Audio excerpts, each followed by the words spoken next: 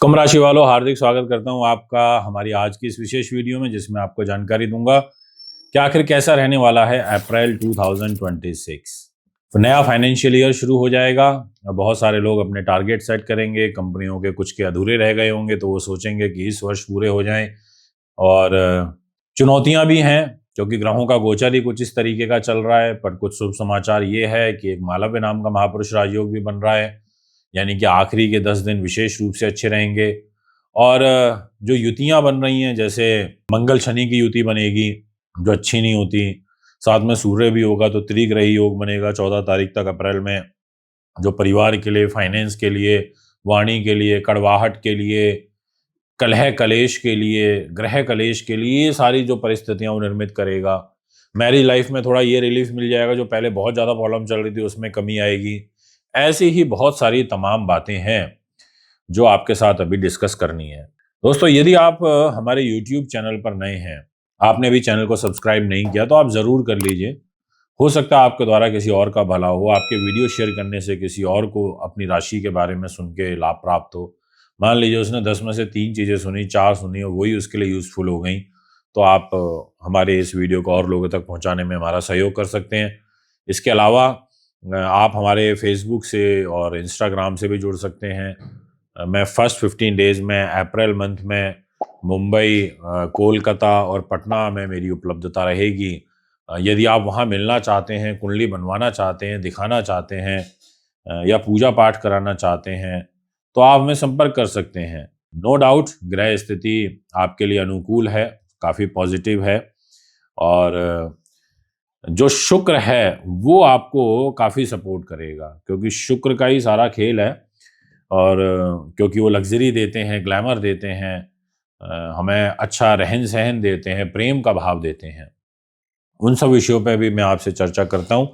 तो सबसे पहले आपके लिए डिस्प्ले में एक कुंडली आ चुकी है और उसमें आप देख रहे होंगे जहाँ 8 नंबर लिखा है वो है आपकी राशि वृश्चिक, और उस राशि का लॉर्ड है मंगल। और वो मंगल जो है 2 तारीख को चला जाएगा 12 नंबर राशि में। कैरियर का लॉर्ड 12 नंबर में, यानी कि पैसे के घर में। परंतु शनि और सूर्य के साथ तो पैसा और नौकरी दोनों पर संकट हो सकता है। या हम ये भी कह सकते हैं कि एफर्ट्स ज़्यादा होंगे, उसके कंपैरेटिवली रिजल्ट कम आएगा। आपको अपने कैरियर में अपने साथियों के साथ विरोध का सामना करना पड़ेगा। और ये मंगल और शनि कैरियर में भी आपको तनाव देंगे और परिवार में भी आपको तनाव की स्थिति पैदा करेंगे। इसलिए मैं आपसे कहना चाहूँगा कि अगर आप कोई ट्रांसफ़र के लिए या किसी चीज़ से रिलेटेड कोई फाइल वगैरह लगाना चाहते हैं तो एटलीस्ट फर्स्ट 19 डेज़ मत लगाइएगा। अगर आप सेना पुलिस में हैं, आप विद्युत विभाग में हैं, आप किसी भी रूप में बिजली से संबंधित, इलेक्ट्रिकल, इलेक्ट्रॉनिक से संबंधित कार्य करते हैं, आपको डेफिनेटली काफ़ी अच्छे रिजल्ट मिलने वाले हैं। इसके अलावा डेफिनेटली आपको इस फील्ड में चैलेंजेस फेस करने होंगे। दोस्तों, अब बात करते हैं आपसे मान सम्मान की। तो जहाँ राहु बैठे हैं वहाँ 11 नंबर में बैठे हैं, वही आपका व्यक्तित्व है। साथ में बुध बैठा है, 10 तारीख तक बुध भी इस 11 नंबर में रहेगा। तो शुरुआत अच्छी रहेगी, गुप्त युक्तियों से पैसे के लिए अच्छी रहेगी, स्वभाव में बदलाव आएंगे, पॉजिटिविटी देखने को मिलेगी, मिलनसार हो जाओगे। 2 तारीख से और 10 तारीख के बीच में यदि कुछ भी विशेष करना चाहते हैं तो आप कर सकते हैं। ऐसा आपकी कुंडली ग्रहों के अनुरूप शुभ परिस्थितियों की ओर इशारा कर रही है, जो कि एक अच्छी बात है। इसके अलावा मैं आपसे ये कहना चाहूँगा कि जो पैसे का घर है वो ऑलरेडी मैंने आपको बताया कि कमज़ोर हो रहा है। पैसे को लेके हर्डल्स, चैलेंजेस फेस करने पड़ेंगे।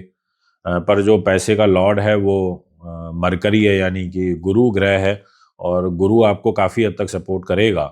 पर क्योंकि सूर्य, मंगल और शनि की युति से आपको फाइनेंस वाले घर पर भी डिस्टर्बेंस क्रिएट हो सकती है, तो इसलिए थोड़ा सा ध्यान रखें और बचाव के साथ में चलें। अब बात करते हैं आपके रोग चोट के घर की, शत्रु बाधा के घर की, पुलिस केस मुकदमे के घर की। इस घर की जो लॉर्डशिप है वो आ जाती है चंद्रमा के पास में, और चंद्रमा अष्टम भाव में बैठे हैं। अष्टम भाव में यदि चंद्रमा बैठेगा तो वो अच्छा रिजल्ट नहीं देता। वो शुरुआत में 1 अप्रैल को बैठा है, यानी कि मन को कमजोर करेगा, इम्यूनिटी को कमजोर करेगा, मन में एक भय भ्रम का जो साया है वो बनता है। इसलिए आपको स्वास्थ्य के प्रति ध्यान रखना है, अपना ब्लड प्रेशर का ध्यान रखना है, रक्त संबंधी अगर कोई विकार चल रहा है तो उसमें आपको ध्यान रखना है। ये तमाम बातें आपके लिए काफ़ी निर्णायक साबित हो सकती हैं, इनका ध्यान रखें। इसके अलावा बुध हैं वो भी नीच के होंगे तो वो भी हेल्थ के लिए अच्छे नहीं रहेंगे, तो उसमें भी आपको ध्यान रखना होगा त्वचा संबंधी रोग का। और साथ में विषय उठता है कि आखिर दाम्पत्य जीवन कैसा रहेगा, तो ठीक है पहले से बेटर होगा, बहुत अच्छा नहीं होगा पर बेटर होगा क्योंकि मंगल आगे निकल जाएगा, तो एटलीस्ट कुछ राहत आपको मिल जाएगी।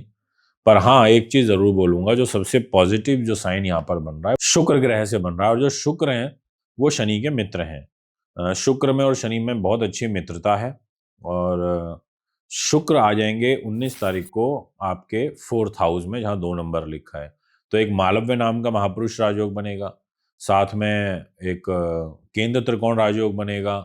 यानी कि लास्ट के जो 10 दिन होंगे उसमें अकस्मात परिस्थितियां एकदम विपरीत होंगी, एकदम टर्न होंगी, भाग्य से एकदम से कुछ प्राप्त होगा, एकदम से भाग्य से सुख सुविधाएं प्राप्त होंगी, योजनाओं का इम्प्लीमेंटेशन होगा प्रॉपर तरीके से। यानी कि इतने शुभ ग्रह योग आपका इंतजार कर रहे हैं, ऐसा आपकी कुंडली कहती है। मन से आप प्रसन्न होंगे, रोमांटिक नेचर रहेगा, घूमने फिरने का मन अधिक करेगा, मदर की हेल्थ में इम्प्रूवमेंट आएगा। यानी कि जो शुक्र है वो आपके लिए योग कारक हो जाएंगे, लाभ कारक हो जाएंगे, उन्नति वर्धक हो जाएंगे। इसके अलावा जो आपका जुपिटर है वो बुद्धि के घर में बैठा है, उन्नति के घर में बैठा है, एजुकेशन के घर में बैठा है, अकस्मात धन लाभ के घर में बैठा है, आपके नीति शास्त्र के घर में बैठा है, प्रबंधन कला के घर में बैठा है। तो यानी कि गुरु के यहाँ बैठने से जो समझदारी आती है, जो पेशेंस आता है, व्यक्ति ओवर रिएक्ट नहीं करता जल्दी से, तो वो चीज एक यहाँ पर पॉजिटिव बन रही है। और फिर जो गुरु की इस 3 नंबर में बैठ के सप्तम दृष्टि है वो आपके प्रॉफिट के घर पर बन रही है, तो गुरु प्रॉफिट भी बनाएंगे। अब गुरु से रिलेटेड चीज में प्रॉफिट बनेगा, जैसे अगर आप प्रोफेसर हैं, आप टीचर हैं, आप लेक्चरार हैं, आप आध्यात्म का काम करते हैं, आप कोई जागरूकता से सोशल वेलफेयर का काम करते हैं, आप एनजीओ चलाते हैं, या आपका कॉलेज है, या आप इंस्टीट्यूट चलाते हैं, आप किसी भी रूप में ऐसा कार्य कर रहे हैं, तो वो आपके लिए विशेष रूप से अच्छा हो जाएगा, निर्णायक साबित होगा। इसमें कोई भी किंतु परंतु और दो मत नहीं है, ये मैं आपको क्लियरली बोल देना चाहता हूँ। अब बात करते हैं इस विषय को और आगे बढ़ाते हुए, और वो ये रहेगा कि जो शुक्र की सप्तम दृष्टि है वो आपके भाग्य के घर पर आ रही है, 7 नंबर राशि पर आ रही है। अगर आप कोई धार्मिक आयोजन करना चाहते हैं, प्रयोजन करना चाहते हैं, तो उस एंगल से भी यह अप्रैल का महीना आपके लिए अच्छा रहेगा। खर्चों की अगर मैं बात करूं तो खर्चे निश्चित तौर पर कुंडली में बने हुए हैं, दिखाई भी पड़ रहे हैं कि आपका जो 12th हाउस है, यानी कि जहां 10 नंबर लिखा है, उसका लॉर्ड ही खर्च के घर में जाके शनि बैठा है, तो अधिक खर्च आपके लिए इस समय तनाव का कारण बने हुए हैं। दोस्तों, अब मैं एक ओवरव्यू दे देता हूँ। वो ये है कि सुख सुविधाओं के लिए, मदर हेल्थ के लिए, प्रॉपर्टी जमीन जायदाद के लिए, डेस्टिनी के लिए 19 तारीख से और मंथ एंड तक समय बहुत अच्छा है। एजुकेशन के लिए, अकस्मात धन लाभ के लिए, प्रबंधन नीति शास्त्र विद्वानता के लिए, संतान सुख के लिए पूरा महीना अच्छा है। फाइनेंस के लिए गड़बड़ है तो है, वो दिखाई दे रहा है। मान सम्मान के लिए फर्स्ट 10 डेज विशेष रूप से अच्छे हैं। दाम्पत्य जीवन पहले से सुधार की तरफ रहेगा, और भाग्य का सहयोग शुक्र ग्रह से पूरे महीने भर मिलता रहेगा, यानी कि विपरीत हालातों से भी आप बाहर निकलेंगे। ये है ग्रह स्थिति। यदि आप भी अपनी कुंडली बनवाना चाहते हैं, दिखाना चाहते हैं, या फिर पूजा पाठ लेना चाहते हैं, रत्न रुद्राक्ष लेना चाहते हैं, तो आप हमें संपर्क कर सकते हैं। पुनः एक और नई वीडियो लेकर आपके बीच में उपस्थित होऊंगा। नमस्कार, धन्यवाद।